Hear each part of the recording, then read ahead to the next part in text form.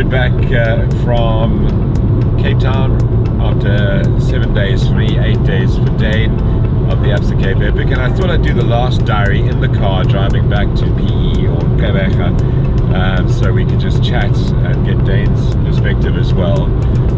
Just give you my perspective. I had a great week. I really enjoyed it. We were at some amazing venues. I had a lot of fun. I enjoyed the vibe. The athletes were amazing. There were some really hard days. Stage 6 was incredibly difficult with mud and rain and more slush. If you've been watching the diaries, you will know what I'm talking about. But then stage 7, Sunday, was just the most brilliant day, and that finish line was incredible. Got to work a little bit at the starts of the time trial and as well as the finish line. I actually did a little bit more finish line this year, which was fun. And I also got to just connect with a lot of the riders. We had a lot of riders from Argentina this year. That stood out to me. A lot of Spanish guys, quite a few from the US as well. Nice to see some Australians, New Zealanders, Costa Rican, Czech Republic. So it was a good mix of internationals and a lot of riders this year. It was very, very full. Race venues, Hermanus is always a great place to go. And then from there we went to Oak Valley, which is one of my favorite villages for the Cape Epic. Got to stay at the Ho Hook Hotel, which was, don't let the word ho fool you, it's a really cool place. Spent a couple of nights in Gordons Bay in a hotel, and then from Oak Valley we went to Lawrenceford, which was really nice apart from all the mud and muddy situations which I won't go into. And then of course Valdevie. The finish line at Valdevie is just like a football stadium. There's thousands of people cheering, and for me this felt like the real epic experience post-COVID. You know, crowds at spectator points, tons of people at the finish in Valdevie, so it felt post-pandemic. Dane is driving. Thank you for driving, Dane. I appreciate the fact that I don't have to do all of this because I've done this too many times. No problem at all. Dane, let's talk about your experience. I mean, I'm glad I worked start finish with you because it gave me real insight as to how long your day is. I mean, you have a much longer day than us at the water point. We do 5-6 hours max. You're there from 6 in the morning and you leave after awards at sometimes 8:30 at night. Let's just talk about your epic. What was it like? It was epic, I'll tell you that. Yeah, I think we push play at 6 o'clock every morning.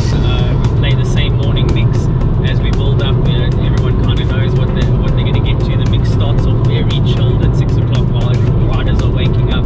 Pro teams are just starting to get their rollers out and everything like that. And guys jump on the rollers at about 6:30. We start to build the tension, and the beat just starts to increase a little bit, and you start to hear that epic sound of just the bikes on the rollers as those athletes are warming up. It's amazing. And then we do starts for quite a while. We had quite a few groups. I think the first day we went all the way down to O, so it took us from 7 to around about 10 past, 8:15. And then the riders go off, and then obviously if we're staying there and we're not moving, it's a little bit easier, but a move day is always hard. Trying to race to make sure we get to the finish. And obviously you don't know what's going to happen with the traffic on the roads, and we need to be there to fire away on our theme song when our pros come down the line, or you see our men come down the line. It does make it a bit of a long day, but it's all fun and games. I love it. I don't think anyone in the event space goes to do something unless they're super passionate about it. And being coming from motocross background and riding mountain bike myself, I enjoy it and I love the sport, and I can appreciate what the guys are doing, and I know the effort that's being put in there, even from the top guys to our CF.com woman, right down to the hyenas at the back, really pushing to keep the guys going. It's an awesome experience. The day was tough though. We had a lot of elements, a lot of wind where we weren't able to be outside, which is something I like to be on the finish line. I like to be outside, feeling the vibe. It also helps with the PA system, making sure that we are at the right level, so the music is just under the voice, and the voice is the most important thing coming through. But yeah, it was good. It was amazing. Weather could have been better, but hey, that's the nature of the sport. We race outside for a reason. Yeah. And we are at the mercy of the elements sometimes.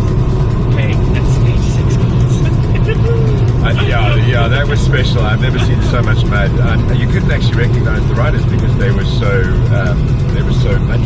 So filthy, yeah. But kudos to them. I spoke to some athletes, and some guys I would say are average mountain bikers that are there. You know, they're pushing through. They know how to ride for 8 hours. They're comfortable riding for 8 hours, and just to be able to do that, it's amazing. I mean, I ride bikes. You maybe ride bike. You've been on a bike before, and when you get off, it hurts sometimes.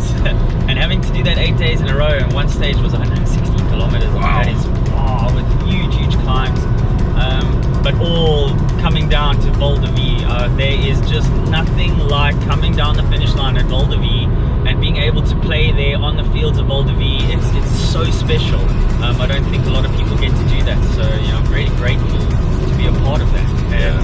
And bringing them down and seeing the emotion. I mean, when we saw the emotion on day 6, how many people just came down that finish line and threw their bikes and were like, I'm not gonna get back on my bike. And the next morning you see them and like, I thought you weren't coming back. It's like, I'm going to Val de Vie. I'm after that medal. Yeah. And that determination is something like no other. Chatting to some of the athletes that were average, like I said, the guy just said, we had to put our head, our mind in the right place and just focus and really push through. But water point to water point to water point to the finish, and there you are. You've done it, and the day's over, and you're one step closer to that medal at Val de Vie. Right. Magical day. Fields were a bit wet at Val de Vie. We couldn't really be outside as much as we wanted to. It was kind of in a bit of slush, but hey, that's part of it. We've got fresh shoes, and we go for it. And a change of socks. That's it. So it was a great epic. Nice to relax a little bit afterwards. Excited to be going home and ready for the next one. So one of the things that I noticed this year was the appreciation from the athletes, and I think one of the reasons why that was so noticeable was it was a really tough epic. I think it was one of the tougher ones I've been to in the last 4 or 5. And Dane, you also got some fist bumps and thanks for the music on the finish line from the riders. Yeah, it was nice to get some appreciation from the riders. They felt like the music also helped push them through, and it's just about making that small difference to push them and let them achieve something that's something. We see these people never do this again. They only ever have the opportunity to do this race once, and to come over the finish line and everyone just be so happy and so engaged and so grateful. It was really, really nice. It was amazing. Now, before we wrap this up, there is one topic that we have to talk about, and it's a bit of a crap one. And this has happened at Epic before, where there's a little bit of a tummy bug that makes its way around. But I think this year was probably one of the worst, with riders really struggling. I don't think the product Imodium must have sold more than they have in a very long time. Did it get you, Dane? Did it get you? It did. It did get me. I did catch the bug. I was fortunate enough that I think my immune system was semi-okay. We obviously had quite a bug that went around GQ in Feb, and I caught it then. Shame, my wife and my baby girl also ended up catching it, but we managed to recover. It was rough, but I definitely got off lightly compared to some of the other guys. I mean, I spoke to some of the riders who were literally cruising along the mountain with a toilet roll in their back pocket just in case. And yeah, it was tough.